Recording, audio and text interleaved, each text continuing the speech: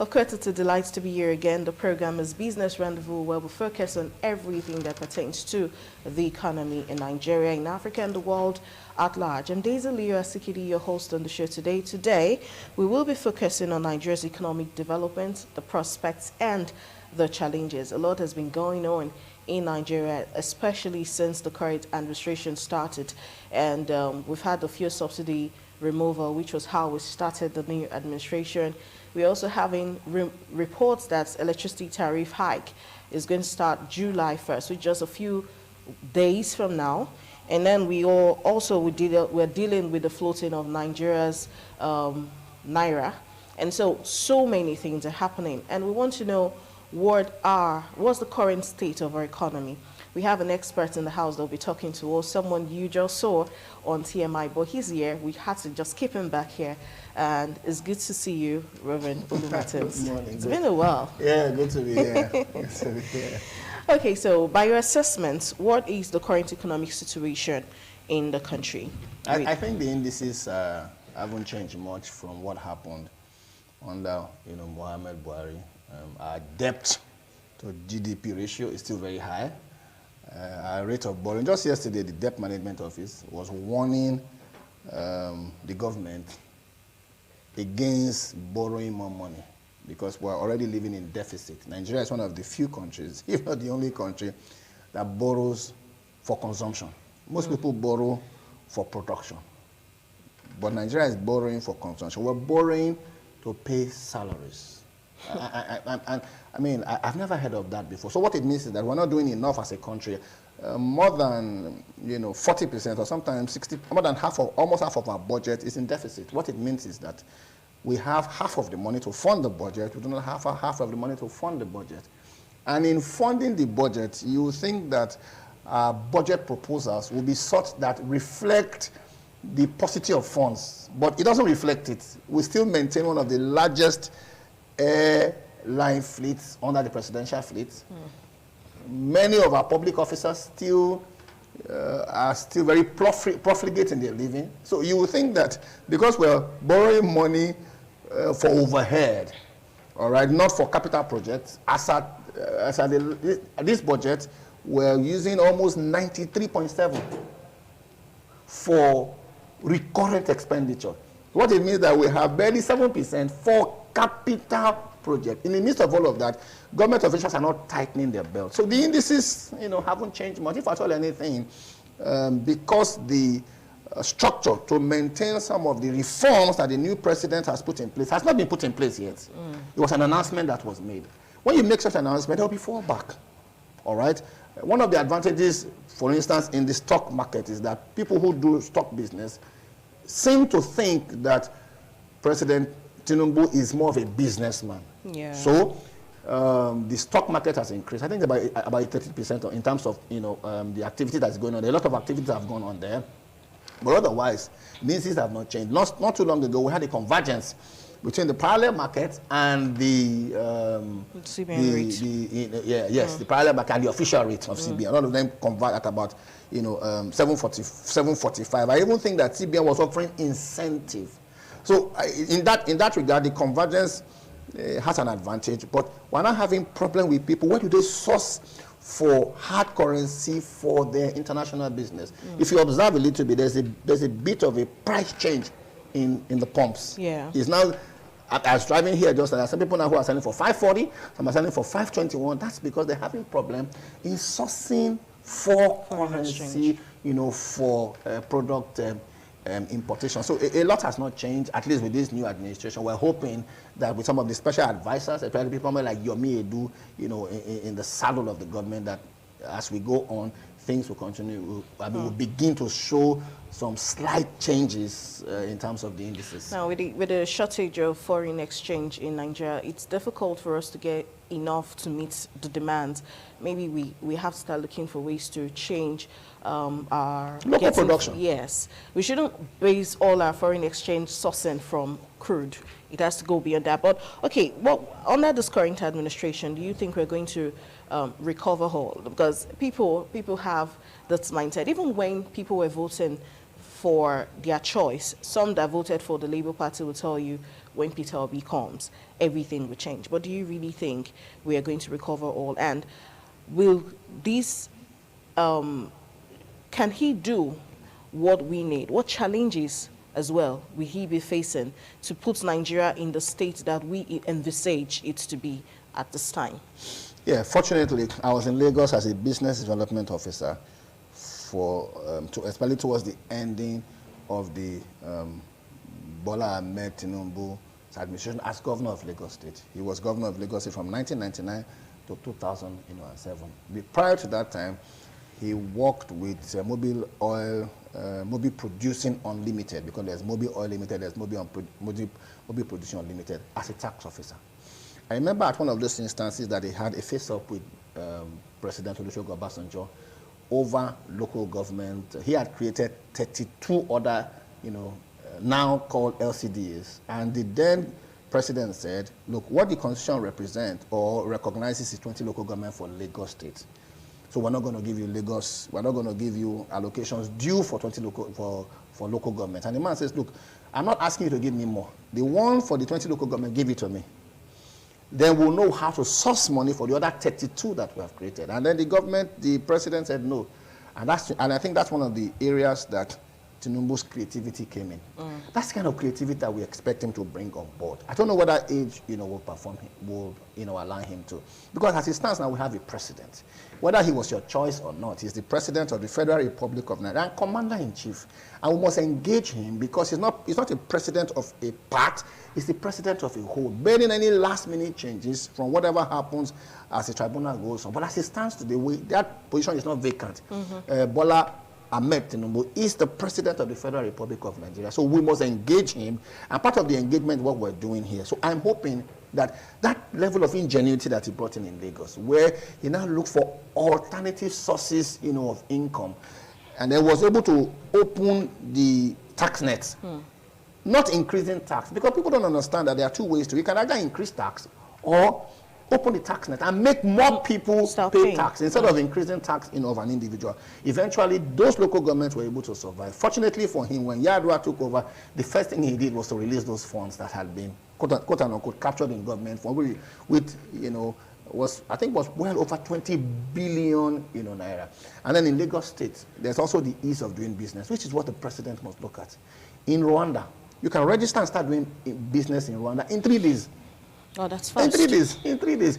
In this country, that for them to even reserve name for you, to check whether they've reserved name, can take sometimes a week.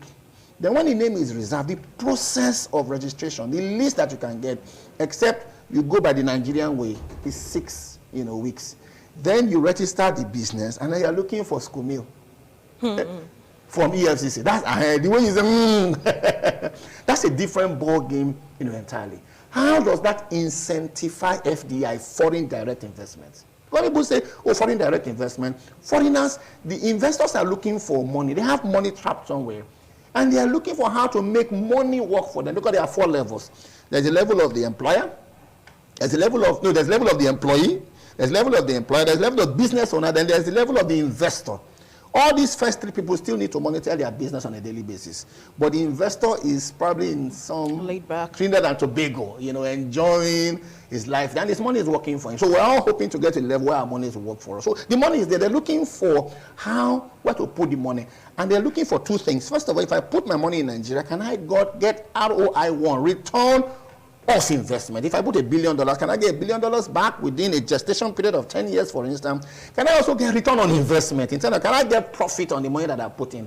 And at whatever time I'm tired of doing business in Nigeria, can I pull everything out and still have my $1 billion there? So we must have, how we do business, the way we do business here, must change. And how we must shorten the periods of registration. There are too many, bottlenecks that you have to, jump. You have to pass through in order for you. If you want to do the export business, for instance, you have to go through the very long list of things that you can export as a country, and then things that you can probably import into the country. So the mode of doing business is what this, government, must look at, so that there's an ease of doing business. You can register, you can get, funding, and then we must look at power, because that's also, an essential, part of it. So we're expecting that the creativity, the business nature, if you have ever been governor of Lagos State, you have the governor of the third largest economy in Africa, second only to South Africa as a nation, and Egypt. The next largest economy in Africa, the third one is Lagos State. Lagos State is bigger than Ghana. And if I was to borrow Benin language, I would have said, I'm aware Benin Republic here. All right. So if you have ever been the governor of Lagos State, you are a businessman. To run Lagos State, even for a day, you are a business. That's where the ports are. That's where the banks are. That's where the oil companies are. The servicing oil companies are. That's where Dangote refinery is. That's where Boa Sugar is. That's why a whole lot of companies. So if you manage that economy, and you manage it successfully, and I dare say that when Tinubu was governor, of Lagos State, he didn't do everything. We're out of campaigns now, all right? But he did substantially enough to put Lagos at a pedestal where Lagos can be competitive. Hopefully, he will bring in that ingenuity where Nigeria can be competitive. Because right now, Nigeria is not competitive. We import things we don't need, all right? And then we need things that we cannot import. So we are at a cul-de-sac, a quagmire of some sort, and then we constantly deplete our resources, just like you said, because when you export more than you import, you're not earning forex. And when you're not earning forex, what happens to your buffer, which is your, what we call our forex reserve? Okay, now let's talk a little bit about the electricity tariff.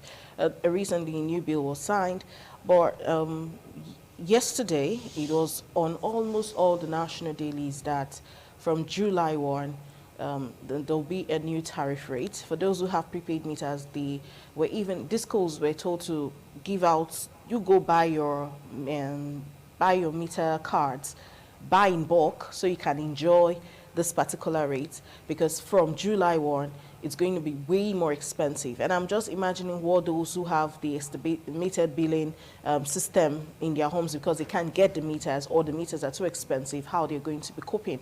Now, what do you think we should do about this increase in tariff? Are Nigerians, should we just accept it? Or is the labor union going to do something about this? Everyone seems to be mute. I have a problem with how we govern in this country. It's the same thing too that happened when we're going to give out licenses for telecoms. There were the three major license companies then that were, looking for the license. And we had the option of one, either we can ballot it or we can sell it to the highest bidder. A welfare organization will say, you know what, we have 20 of it who are bidding for it, will ballot it. It's going to remain at XYZ price. It came up initially at 150 million, but because there were too many people, what we did, we completely just did business with an airline with $250 million per license. And that's why at that time, I don't know how old you were, but at that time, SIMs were selling for 35,000, 30,000, 6,500. And then if you had a drop call, it was 15 naira per minute. Whether you completed a minute or not, if the call dropped at 15, you paid 15 naira, because at that time, it was the guys, because the guys were trying to recoup, they made it available just for the rich and for the nouveau rich. And I think that that's some of the challenges that we're having with electricity. Because fortunately, it's an area that I have some deep information in. Fortunately, again, is that the president has signed a bill for private generation of electricity. As though we're not privately generating our electricity. I have a generator. I'm not privately generating my own electricity. And then the solar. But I think he's talking about it on a mass scale, because there are three levels to it. There's generation, there's transmission, and there's distribution. Where you generate it, you now need wires, so to speak, to transmit it to the people that will distribute it. So what we know as BEDC, IEDC, AEDC, whatever they are the distribution channels of it. Now, the problem we had initially in this country was that you generate electricity, for instance, in Kainji Dam, or you're generating in one gas turbine somewhere in Somorika. Now, it is required by law, when it was in the exclusive list, that you must transmit that electricity, first of all, to the national grid. So you send it to Abuja. Abuja will now send it back to the different distribution companies. Now, you can imagine the wastages that will have gone on along our lines. And then many of our transmission lines too are old. None of them have been changed in like 50 in like 30 years. So by the time you transmit it, you lose. You transmit it back, you lose. So if you are asking us to pay, you would expect that charity will begin at home. And that's why I have a problem. Because government is not downsizing. Government is not reducing its own overhead. But it's not freeing money from its own expenses. Yet he wants to earn more money from, the, if you like, the general, populace. So I do not subscribe to the fact that you're going to increase electricity when there's no improvement in it. But this is what people should do. Fortunately, science and technology is improving. There are a lot of inverter friendly. There's an inverter fridge. There's an inverter air condition. Yeah. And then the solar TV now. The solar TV. You can have a fan that stores electricity, and when you don't need it, you put it off. I have people who leave their rooms and they put on air condition. They want to go and buy petrol. So off the air conditioner. So make chill by the time I said, okay, what does it take for you to be chill? Don't you know that there are government officials who leave their car on at a visitation? For instance, they go visit the Oba of Benin. They will leave that car running for 3 hours while the visitation is going on. Now that it is 5:40, I mean, let's see if they can do it. Because it has its own advantages, it has its own disadvantages. If you can allow individuals generate electricity and distribute them, we will get to a place where supply will be much more than demand. This goes, people can talk like, because we don't have choice. Where else do we get electricity from, if not from BEDC, and then very recently from Osisi-Omo? But if you have several people, I have choice, so I can port electricity from this one to this one. The supply of electric power will be much more than the demand, and naturally price will fall. But government should show example by reducing their own overhead before they are asking the people to pay more. Okay. So I'm going to say thank you to you, Reverend Olumatens. This is how we're going to end today's discussion, though. Now, the economy is in a state where we cannot smile, but we're hopeful. We're suffering and smiling, according to Fela. We're very positive that things are going to get better in a short while. Let's be hopeful. Let's stay hopeful. We're going to take a quick break now to make way for the news update at 9:30. When we return, the concluding part of the show Business Rendezvous will be hitting your screen.